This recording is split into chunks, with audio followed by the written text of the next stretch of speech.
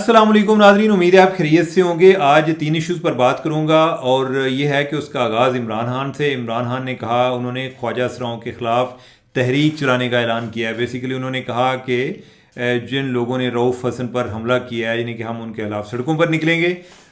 دوسرا انہوں نے ساتھ یہ بھی بات کر دی، انہوں نے کہا کہ غداری کا کیس چلانا ہے تو چلاؤ، میں پھانسی واسطے تیار ہوں۔ دوسرا ایشو جو ہے وہ چودھری پرویز لائی کے حوالے سے ہے کہ محسن نقوی نے انہوں نے محسن نقوی پر الزام لگایا کہ مجھے سب سے زیادہ جس بندے نے تکلیف دی ہے یا میرے خلاف جس بندے نے کردار ادا کیا وہ محسن نقوی ہیں۔ اور تیسرا ایشو اعظم نذیر تاڑ کے حوالے سے، انہوں نے ججز سے درخواست کی ہے کہ خدا را ریمارکس دینا بند کر دیں، فیصلے پہ فوکس کرو، جو کرنا ہے فیصلے کرو۔ ان کی بات کس حد تک درست ہے اس پر ہم بات کریں گے۔ تو آغاز جو ہے وہ عمران خان سے کر لیتے ہیں۔ آج انہوں نے میڈیا سے بات کی ہے جیل میں، اور اس میں انہوں نے کہا کہ 30 مئی کو سپریم کورٹ میں میرا میچ ہے۔ میچ کا جو ذکر کر رہے ہیں وہ جس کیس میں پہلے ان کو ویڈیو لنک پر لیا گیا تھا، میرے خیال ہے کہ دوبارہ سے اسی کا ہی ذکر کر رہے ہیں۔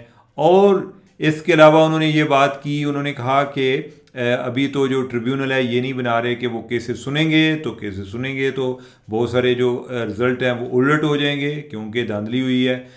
تو جو الیکشن کمیشن ہے وہ ٹریبیونل نہیں بنا رہا۔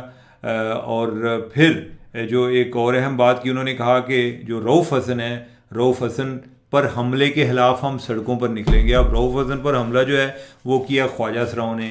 اب یہ طے ہونا باقی ہے کہ عمران خان نے خواجہ اسراؤں کے خلاف روڈ پر نکلنا ہے یا کہ خواجہ اسراؤں کے جو گرو ہیں ان کے خلاف روڈ پر نکلنا ہے، یہ ابھی ٹائم بتائے گا۔ اور بات انہوں نے یہ کی، انہوں نے کہا کہ میں تیرا غداری کا کیس بنانا جی بنا لو۔ وہ میرے اہل سائفر کیس کی بات کر رہے ہیں اور وہ کہہ رہے ہیں جی کہ میں پھانسی کے لیے تیار ہوں۔ اب آج کل پی ٹی آئی جو ہے وہ اپ بیٹ ہو رہی ہے۔ آپ کے نالج میں ہوگا کہ جو حماد اظہر ہیں وہ بھی باہر آ گئے ہیں۔ وہ اتنی دیر کوئی 1 سال روپوش رہے، اب جو ہے وہ باہر آ گئے ہیں، اور وہ ادھر رؤف حسن کا اس کی عیادت کے لیے گئے جن پر کل حملہ ہوا تھا۔ انہوں نے کہا کہ مرشد نے انہوں آرڈر دیتا سی کہ پتر پہنچو، ہوں جڑا نا چھپن دا ٹائم نہیں ہے۔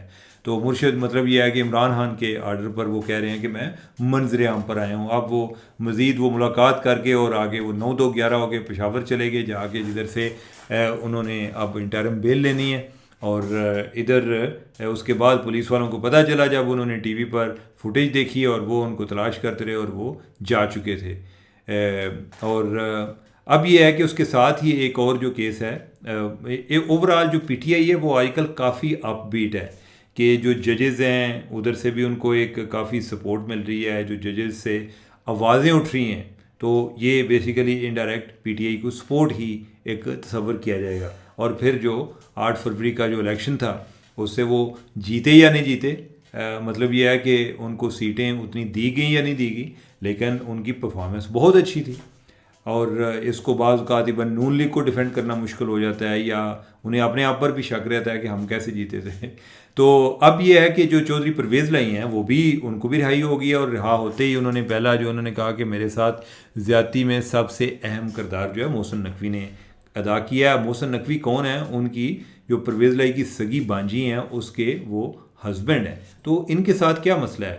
مسئلہ اصل میں جو براڈلی میں بتا دوں، پھر میں آپ کو ذرا اسپیسیفکلی بتاؤں گا، وہ یہی ہے کہ عمران خان کو جدھر باقی چیزوں کا کریڈٹ ہے، آپ کو کریڈٹ دینا پڑے گا کہ خاندان بھی آپس میں بٹ گئے ہیں، وہ بھی کریڈٹ عمران خان کو جاتا ہے کہ کوئی 2 لوگ کٹھے بیٹھ کے روٹی بھی نہیں کھا سکتے۔ تو چودھری خاندان جو ہے یہ بھی ایک وقت سے دہائیوں سے یہ کٹھے چل رہے تھے۔ اب جو ہے وہ پہلے پتہ نہیں چلتا تھا کہ پرویز لائی اور شجاعت بھائی ہیں، اب پتہ چلتا ہے کہ وہ دونوں جو ہیں کزن تھے۔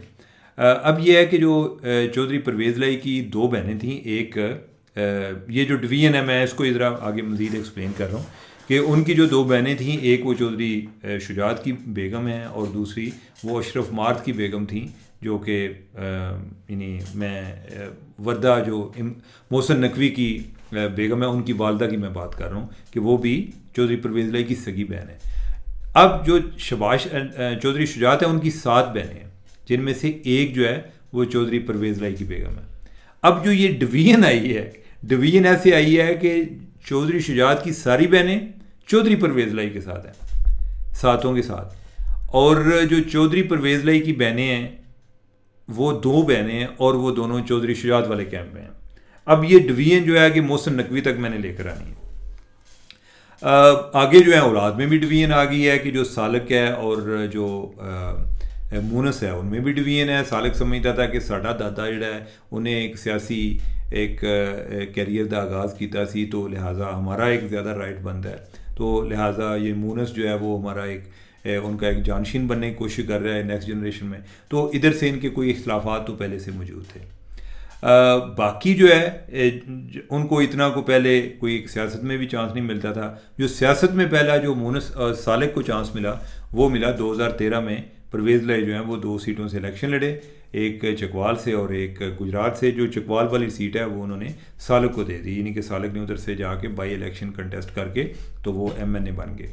اب جو ہے لیکن وہ پاور سٹرگل جو ہے وہ ود ان فیملی شروع ہو گئی اور وہ اپنے انجام اپنے نقطہ ایک عروج پر پہنچی جب عمران خان جو ہیں انہوں نے انٹری ڈالی. اور اس کے بعد جب چودھری پرویز لائی عمران خان کی طرف چلے گئے تو چودھری شجاعت اور ان کے بچے جو ہیں وہ دوسری سائڈ پہ تھے, وہ پی ڈی ایم کے ساتھ تھے.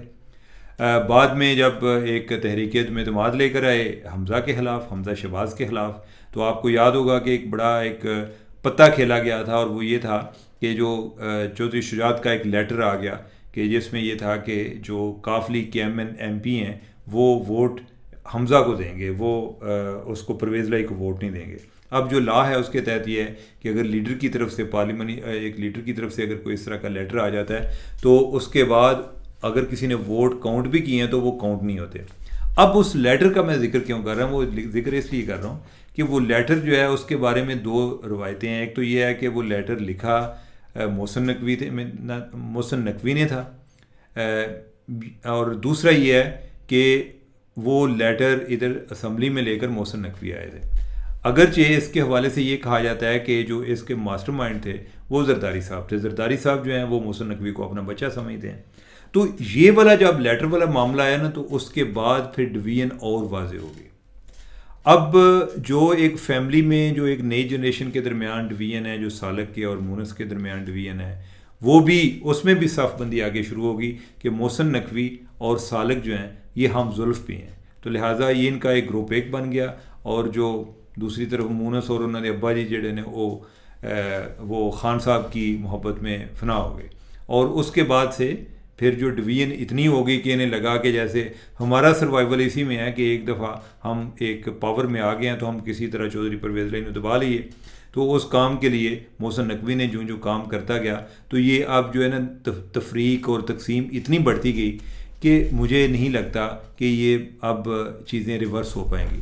اس کی ایک اور سبب یہ بھی بنا کہ جو ہی الیکشن ہوئے, اور آپ کو پتہ ہے کہ محسن نقوی اس ٹائم وزیر اعلیٰ تھے, اور جو سالک کو جتوایا گیا اس پہ جو کیسرا بی بی ہیں پرویز لائی کی جو بیگم ہیں اور جن کا بھتیجا بنتا ہے بیسیکلی سالک, تو انہوں نے الزام لگایا کہ بھئی ان کو ایک دھاندلی کے ذریعے ہرایا گیا. تو ان کو یہ بھی تھا کہ محسن نقوی نے اپنے بیسیکلی ہم زلف کو جتایا.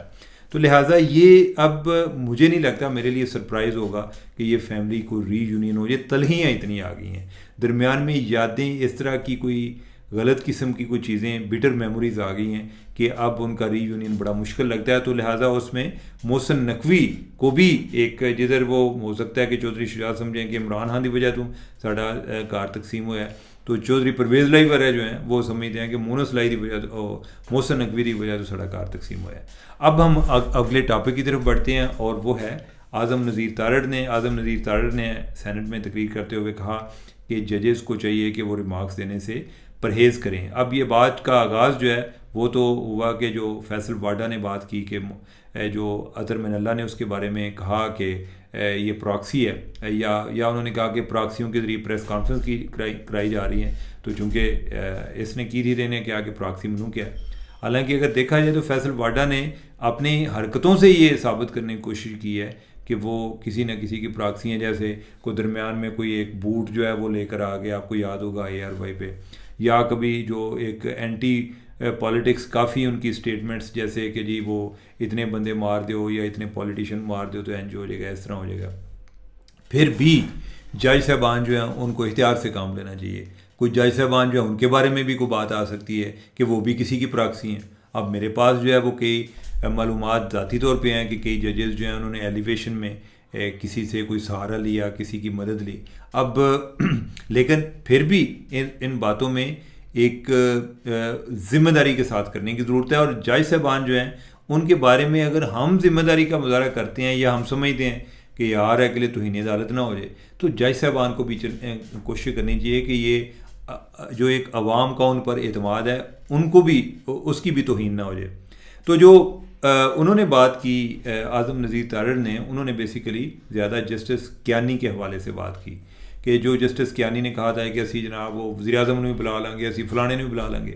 اچھا, اس طرح کے بیان دینے کی ضرورت نہیں ہے. آئی ڈونٹ نو کہ ہمارے جو پاورفل سرکل ہیں وہ چاہے جو بھی ہوں, وہ ججز ہوں, جرنیل ہوں, وہ سیاستدان ہوں, وہ جرنلسٹ ہوں, ہر ٹائم نا اپنی طاقت ناپتے رہتے ہیں کہ میں جو ہے نا جو میں کر سکتا ہوں یہ وہ دوسرا نہیں کر سکتا, اپنا قد ناپتے رہتے ہیں. ایسا نہیں کرنا چاہیے. آپ کو اپنے کیسز پر فوکس کرنا چاہیے. آپ کے جو سوالات ہیں اس میں بھی ٹانٹ کرنے کی بجائے اس چیز پر زیادہ فوکس ہونا چاہیے کہ آپ جو ہے مسئلے کو سمجھنا چاہتے ہیں. آپ نے جو فیصلہ دینا ہے, آپ کے فیصلے کی اپنی طاقت ہے, تو آپ کو ریمارکس دینے کی کیا ضرورت ہے؟ ٹھیک ہے, آپ جو ہے یعنی کہ آپ کی ڈیوٹی میں شامل نہیں ہے, نہ ہی آپ نے جا کے لوگوں سے ووٹ لینے ہیں کہ وہ کہیں جی کہ آپ نے اتنے ریمارکس دیے ہیں. تو میرا خیال ہے کہ اس پہ جج صاحبان جو ہیں ان کو احتیاط سے کام لینا چاہیے. اس سے عدلیہ کی عزت میں اضافہ ہوگا. مجھے یاد ہے کہ ایک دفعہ ہمارے کسی کولیگ کی کوئی سٹوری کا ایشو بن گیا تھا اور سپریم کورٹ نے سو موٹو لیا تھا, افتخار ثاقب نثار کے ٹائم کی بات ہے. تو اس ٹائم ایک جج صاحب تھے جو ابھی ریٹائر ہو چکے ہیں, تو انہوں نے کہا سانو پتہ ہے کہ یہ سٹوری کیویں چھپی ہے اور اس کا مقصد کس کس کو فائدہ دینا مقصود تھا. وہ جو چلانے والا تھا اس کے فرشتوں کو نہیں پتہ تھا کہ یہ فائدہ کیا, یہ جو تشریح کر رہے ہیں یہ اس سے فلاں فلاں کو فائدہ ہوگا یا یعنی کہ پتہ ہی نہیں تھا, اور ہوا یا نہیں یہ بھی کوئی کنفرم نہیں ہے. تو اس پہ ہمارے پھر ایک سینئر نے ان کو یہ بات کی تھی, انہوں نے کہا کہ سر آپ برائے کرم ریمارکس نہ دیں, آپ نے جو بھی چیز لکھنی ہے نا فیصلے میں لکھیں. مقصد ان کا یہ تھا کہ جب آپ فیصلے میں لکھیں گے تو آپ کو ثابت کرنا پڑے گا کہ یہ جو آپ نے اتنا بڑا ایک ریمارک دیا ہے اس کا سبب کیا ہے یا اس کی کن گراؤنڈز پر یا کیا آپ کے پاس ایویڈنس ہے.